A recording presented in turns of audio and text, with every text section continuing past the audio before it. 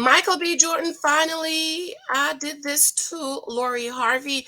I'm going to be doing two videos in one today. I'm going to try to get to the Michael B. Jordan.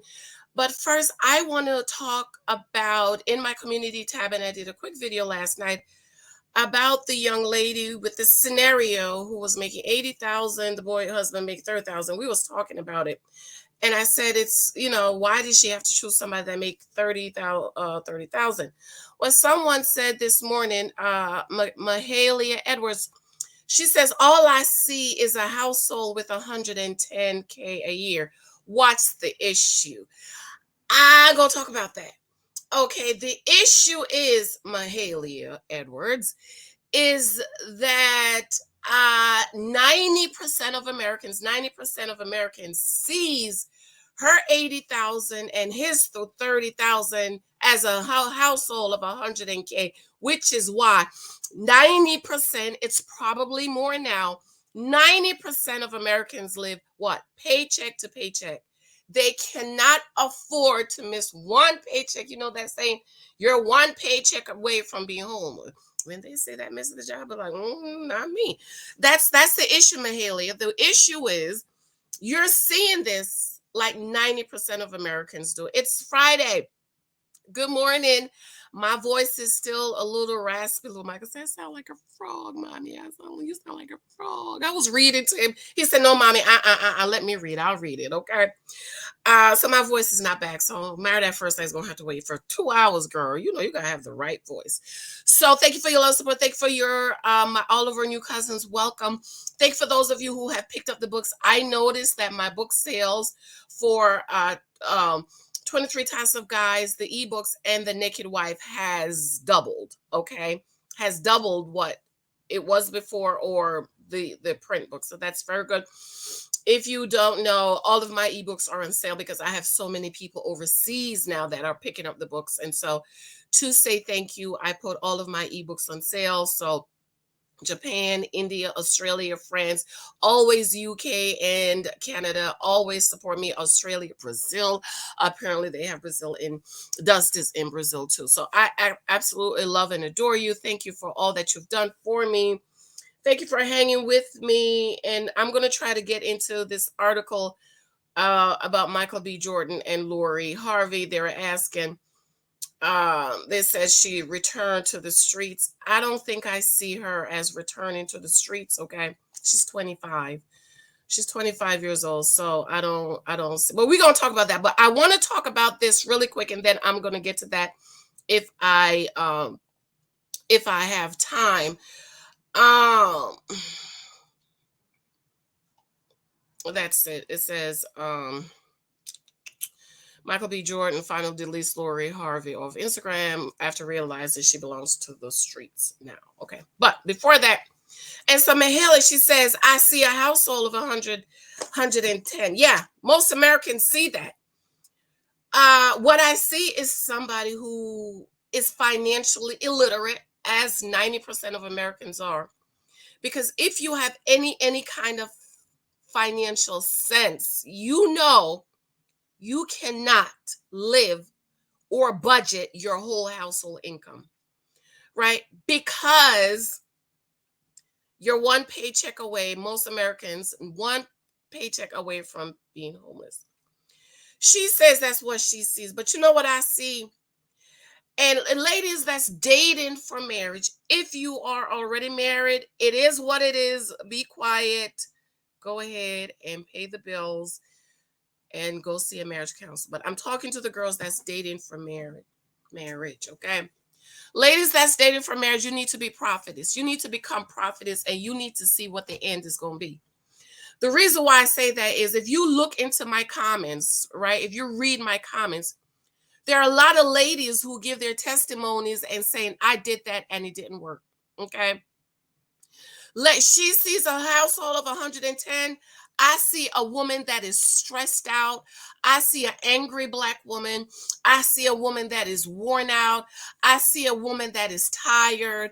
I see a woman that can't take a day off for work. Like my voice. I can't, my voice. My husband said, stay home.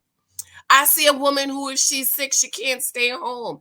I see a woman, if she when she gets pregnant, she better have a healthy pregnancy. She better not have no morning sickness. She better not have preeclampsia. She better not have to be put on bed rest. I see a woman that have to work up till the day she have the baby because she can't afford to miss a paycheck. I see a wife who is resentful, who probably hates her husband because that big old sorry excuse for a man is laid up in the house. Talk about, baby, you got to go to work. We can't miss a paycheck. I see a wife, who was it that says, kitty dry as paper. I give you a credit. I'm giving you a credit, girl. I hollered. Wait, is this why I got to stop reading my messages in the middle of the night? Because, I be praise tool. Hey, praise tool. She said, I'm a little out there, but ladies, how do you get wet every night for a man that makes start? You can't. It don't. It's dry like the Sahara Desert. Okay, I see a wife who is disrespectful to her husband because she is tired. She is worn out. She is dragged down. Now, let me say, ladies, when we're on our own, right? It's a different. I hate the word energy. I don't like that word.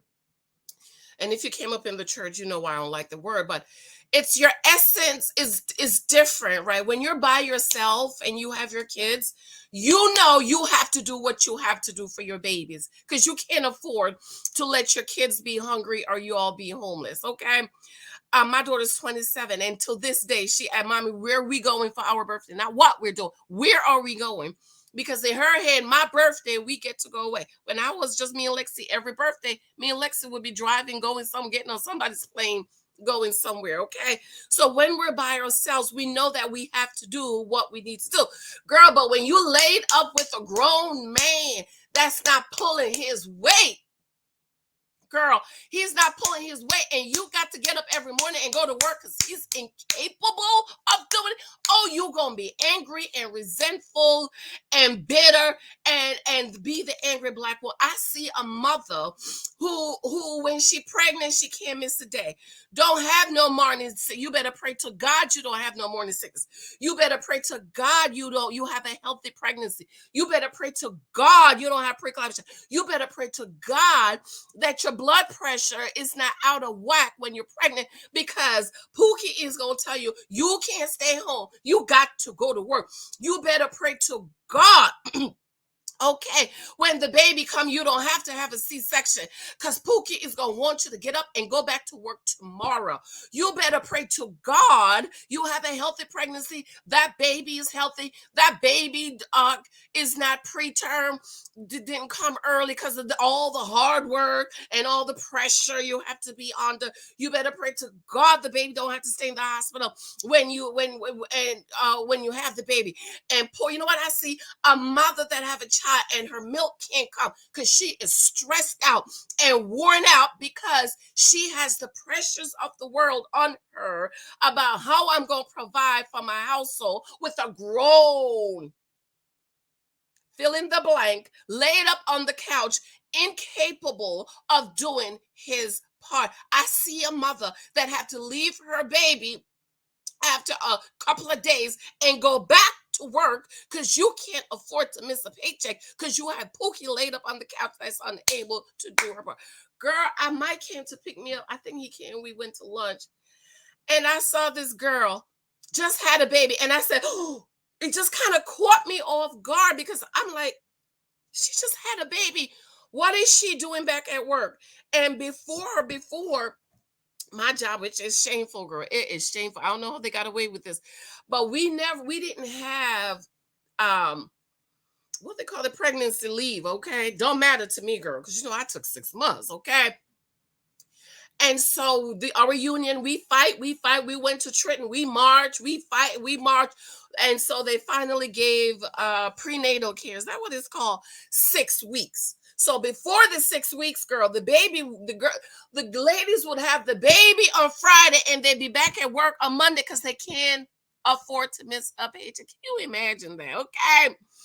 And I know one lady, she said, girl, I left here, went to the house, I had my baby Friday, I was back to work on Monday. And I was like, sweet baby Jesus. So now the job give you 6 weeks. So now the girls can take 6 weeks. And so I am still shocked. And you get like half of your whatever, I am still, you can take as long as you want to, but they give you 6 weeks, but you get a half of your income, whatever that's called. Okay. And so, girl, I am still shocked after moms come back after the 6 weeks because I'm like, girl, you need to be home with your baby. Another thing, you can't enjoy your pregnancy because pregnancy is to be enjoyed. Let me tell you, I was the happiest when I was pregnant. My blood pressure, girl, it was perfect when I was pregnant, okay? You can't. I see a mother who have a baby and have to leave the baby so quick to get back to work because she can't miss a paycheck because she got Pookie laid up on the couch who is incapable of doing his part. I see a mother, her milk can't come because she's stressed out. She got to leave the baby at the daycare, run back to work with all the pressures on her shoulder. Then she got to come from work, pick up the baby. Then she got to get the other kids, do homework. Then she got to come home, wash, cook, and clean for the fool that's laying on the couch. So you see 110,000, but when I look at this mother, and yes, it's a scenario, but unfortunately, that is a lot of American women lives in the United States who married men who are incapable of putting the roof, or at least be able to put, let's say, the economy is bad, okay? But at least pay the mortgage, girl. At least you don't have to worry about that. You have somewhere to live. You could go, girl, you could go to the dollar store and get you some food. But when you can't pay your mortgage or your rent, let me tell you, I've never been there. I've never been there. I ain't never been there, so I don't know what that's like. But when y'all see $110,000, that's not what I see. See, ladies, my book that I worked on for NaNoWriMo that I'm still traumatized, it was hard labor. In the book, I'm talking about how men view us. And unfortunately, sadly, especially for women of color, they don't view us as virtuous women. They view us as the slave, the literal slave on the plantation, the woman that pushed the baby out, pop the baby out, pop, and they keep on picking the cotton. That's how a lot of these men view us. That's why they are okay with laying up and lay down in the house with you working like a slave to provide for him because he's incapable versus viewing you as precious. How the virtuous woman, the crown on her husband's head. My husband say every day, he say, you are my gift. Okay, he don't see you as a gift. He don't see you in as with God, with the children of Israel. They all had a precious stone, and this is how God sees us. Okay, Zebulun as beryl, Issachar as topaz, Judah as the ruby. Okay, we know Judah. Jesus came through Judah, and virtuous woman in Proverbs 31 say, who can find a virtuous woman? Because her price is what? Far above rubies. He saw Gad as diamond, and Simeon as sapphire, Reuben as emerald, Benjamin as amethyst, Manasseh as agate, Ephraim as jacinth, Naphtali as jasper, Asher as onyx, and Dan as beryl. That's how God viewed the children of Israel. And that's how our husbands are to view us. Okay. That's how men are to look at us and see, but that's not what they see. They see a workhorse. They see a woman. This is why, ladies, you do not lead with what you have and your accomplishments because you might just attract a pookie. Do you understand? You don't lead with that. You lead with your softness and your femininity and your graciousness and a submissive spirit. Submission is for husbands, but you're not combative. You're not trying to argue with him when you're dating. You're nice and you're smiling. And when he takes you out to dinner, you are nice and respectful and pleasant to the waiter and the waitress, and just smile and you say thank you and you show him how kind and nice you are. And so he sees you as the gift. He sees you like how Christ see the church. Do you think Christ see the church as a workhorse? No, he don't. He sees the church as so precious that he laid his life for her. He said, I love you. I'm going to lay my life down for you. Honey, let me tell you, Pookie, Rere, and Tyra is on that couch laying down. He don't see you as precious. See, you need ladies that's dating for marriage. You choose a husband who don't want you to work. I was going out with this guy one time and he talked about, oh, he don't believe in helping with the kids. That's a woman's job. I said, okay, so I could quit my job. Oh, no. We gonna need your money. Oh, you don't need my money. You gonna need my money. But I can't leave the baby with you to go get my hair braided, my hair washed, my nails done. Take a few minutes from you can't do that because that's a woman's job. Ask me if I went out with that vinaigrette again. Never. I never even spoke to him again. There's this other guy, stepping out of my comfort zone, first generation, something, lived in New York. He would come over here and see me. And here go the people for next door vacuuming the lawn. And we was on the phone one night. He called me and he was saying, Miss Independent, Miss Independent. I said, what's that you said? He said, Miss Independent. He said, you're Miss Independent. You don't need no help. You can do it all by yourself. He said, you don't know that song. He played the song for me. I never spoke to him again. You know why? He saw me as Miss Independent because I was doing it all myself. And in his mind, I didn't need no help. I never went out with him again. My husband, when I went out with him, it was my husband. He wanted to take me out every day because he was like, I knew you was it for me. I knew you was my wife. And so for when his birthday came around, I took him to this nice restaurant. And when the waiter came and gave the paycheck, I took my wallet out to pay. My husband turned red in his face. Red, like red. Red.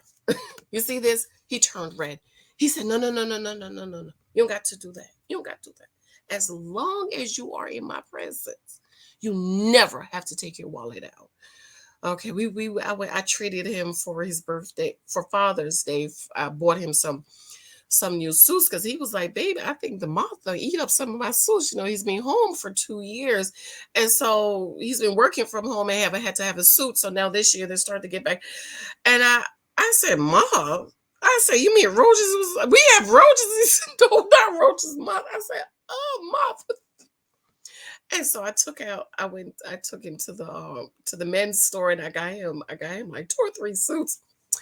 And he was just sitting there. He was smiling. He was smiling. I was treating him. He's now my husband. And I was doing something nice for him for Father's Day. But ladies, let me tell you, these men view you as a work animal. Okay, they see you as tough. You can do it. She can do it. She can pop the baby out and go back to work. When we first got married, my husband traveled. I said, Mike, I just can't with the garbage when you're not here. The garbage. I have to pull it down to the street. Pull it. I just can't. He said, okay, don't worry about it. Don't worry about it. I'm gonna go to Home Depot.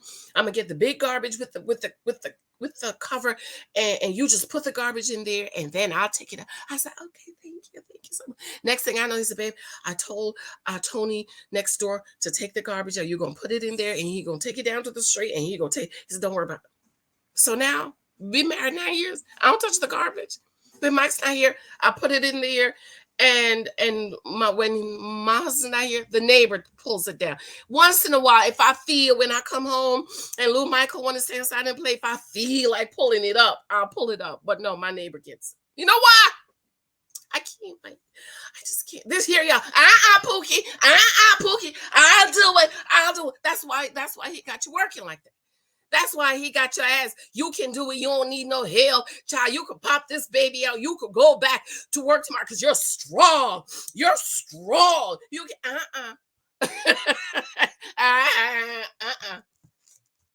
Okay. No, not me. I can't.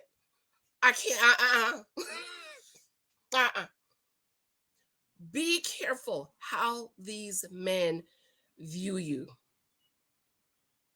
Okay. They see you as a workhorse. They see you as strong. You can do it. You don't need no help. You don't need 6 months.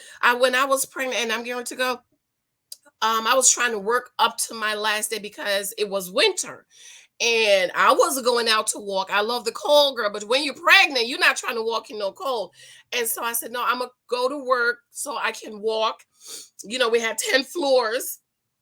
And so I would go to work and I would walk up the stairs and down the stairs to get my exercise. Okay. And I was going to work not because I had to, but because I wanted to so I could get the exercise. And that man supervisor, he started getting on my last nerves. And I told Mike was like, nope, write your letter and I'm taking you down there. You're going to drop that letter off. Okay. I left my job December. You know when I went back to work when I had little Michael? June, the ending of June. I was supposed to go back July. And I said, no, I'm going to go back. Like, I went back like Thursday. I was supposed to go back Monday, and I went back like Thursday. Because, sometimes paperwork and, you didn't come back on time. That's when I went back. You know why? Because I'm not a workhorse. It's my husband's responsibility to provide. We don't live on my income because you're not supposed to. Not if you have a grown husband in the household. I'm not a workhorse. I wasn't created to take care of no grown man. I have to go, beloved. Show me love on my books on Amazon. And I need reviews. 10 years of girlfriend. I'm trying to get to 100 reviews. I'm at 60 right now. I want to get to 100. We'll get back to what's his name another time. Okay. Love you. And hopefully I can do Married at First Sight tomorrow. It's just that my voice is not really back to itself. Love you. Gotta go. Bye.